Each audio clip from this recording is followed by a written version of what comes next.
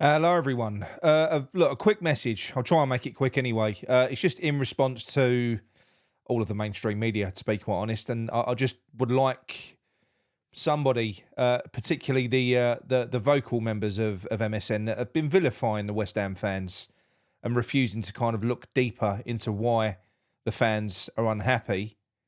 I'd like to sort of call you for a debate, to be quite honest. You know, I've reached out to BBC Radio 5 Live. I've reached out to Talksport as well. I'm fed up and I'm sick of seeing the same narrative being peddled all the time. Now, look, I suppose I'll address Talksport because they're the main offenders as far as I can see. First of all, what I'll start off with is you know, Talksport. You're supposed to be a platform for the fans. That is your target audience. Your target audience are football fans, and you're not supporting football fans. You're not representing football fans. You're kind of belittling them. Now, fair enough, fans of other clubs might enjoy it when a rival club are getting smashed to pieces. I get that, but surely it's your duty, for considering you're reporting on sport for the fans, they're your audience. It's your duty to kind of, I don't know, be a little bit more supportive and be a little bit more curious. You know, why are you not looking a little bit deeper? You know, rather than just going and churning out the same crap. He won us a trophy, 6th place, 7th place, your standard shutdowns. These are all facts. They're undeniable. So you need to think why. Don't just go, well, why are you not happy with that? Because you can have your opinion on David Moyes. Of course you can, you know. But unless you're a fan that watches every second of football, which you can't be. I know you report on some games, but you don't consume every minute and every second of the game. You don't. So you can have your opinions, but what you can't do is dictate and tell fans what they should and shouldn't enjoy. In fact, if you don't get it and you don't agree, like I say, look into it a little bit deeper. It doesn't take much. You've only got to scratch below the surface and you will see it. Have a look at the Sky Sports report, you know, the debrief. Just give that a read.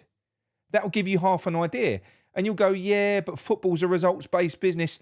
No, not to a football fan it isn't, or it shouldn't be. No football fan should ever mention the word business because that isn't what it is. And I'll tell you what, if you are going to talk about business, then we're the customers. And if we're the customers, what's the product? The product is sport. Sport is entertainment. Okay, and you will never get away from the fact that football, particularly clubs like West Ham, it's a working class sport. You know, if you look at where we are at the moment in the world, where people are struggling, people are on hard times, we get it all the time. We have phone-ins. West Ham should be a positive release. It always was. People worked hard all week long and they look forward to the weekend. They look forward to going and watching their team, you know, give blood, sweat and tears and just go out and go at the opposition.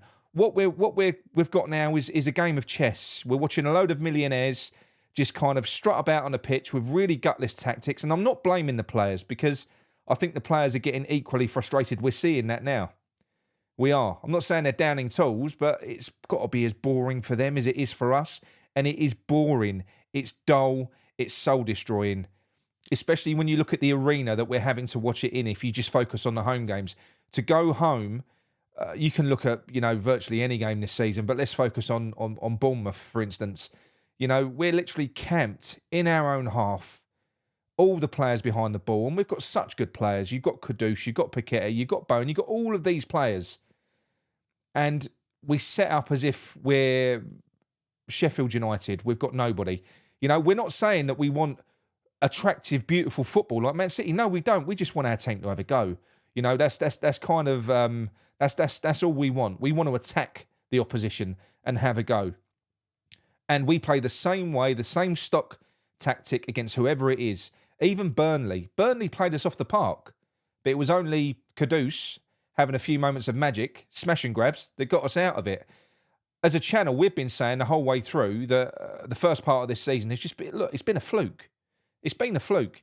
When you're conceding 30 or 40 shots on goal and you're creating 3 or 4, you're scoring and you're not conceding, it's luck. It's not by design. And results do tend to catch up to performances. We've been saying that the whole way along. And so it's happened. I thought that we would crash sooner than what we have. I predicted a downfall in December, but it didn't happen. But it's happening now because it will happen. You can't maintain that. It's not sustainable to play that way. And I don't care what anybody says. I know there's different styles of football, but to play that submissive style, call it a low block, defensive football like that, parking the bus, is the style of the inferior team. And we are not the inferior team personnel-wise against most of the teams that we come up against. We should not be. At the very least, we're 50-50 and we should be going up against them and giving it a go. In fact, you should. If you're playing against a team that like being on the ball, don't give it to them.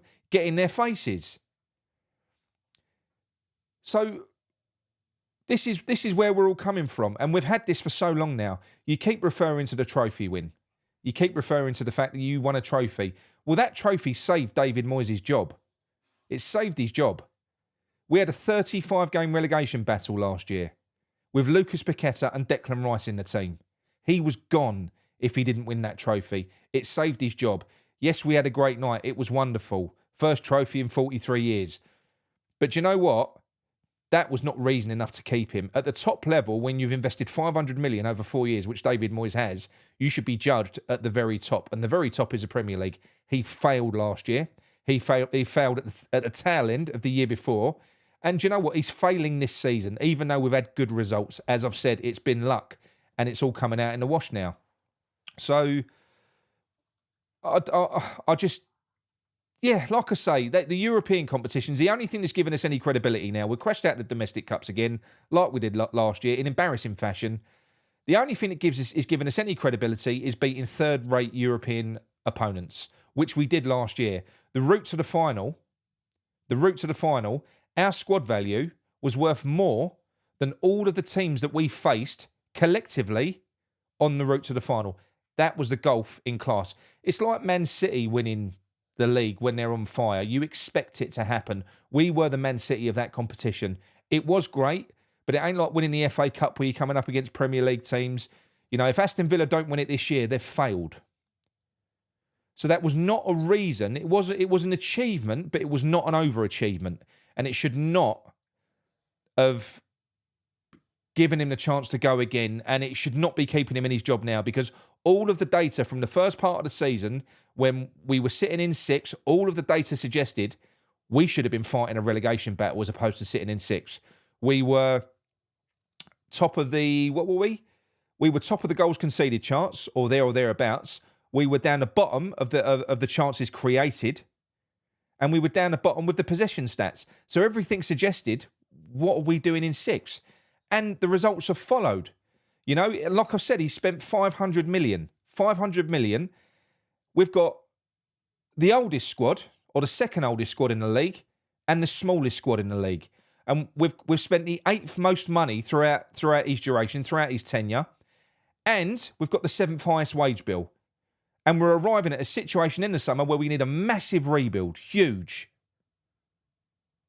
So how are we in a better place than we were? We've had 3 years in Europe. It's been great. It's been great. But there hasn't been a project. We've been making it up as we've been going along. Let's have it straight. That's what we've been doing. Calvin Phillips is a David Moyes signing through and through. You know, what was the point in that? If you listened to him before, oh, he's got pedigree. He's a big name. He's played for Man City. He must be great. Let's cough up £500,000 a week, which is what that deal costs. £500,000 a week. He's been sent off once and cost us 2 goals.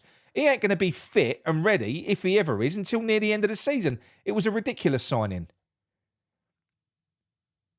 So look, what I'm saying to you is, I'd like to have a debate with anyone. I'd like one of you to come on and listen to my argument without shutting me down with the same lazy crap, which is, oh, look at him. Just the high level stuff, which is what, like I've said, which is what pundits do.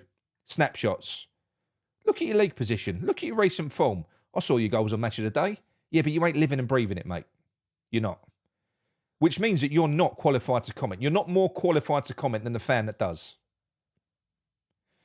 So look, there's my challenge for anyone that does want a debate. I'll be very respectful. I won't swear. I won't F and Jeff.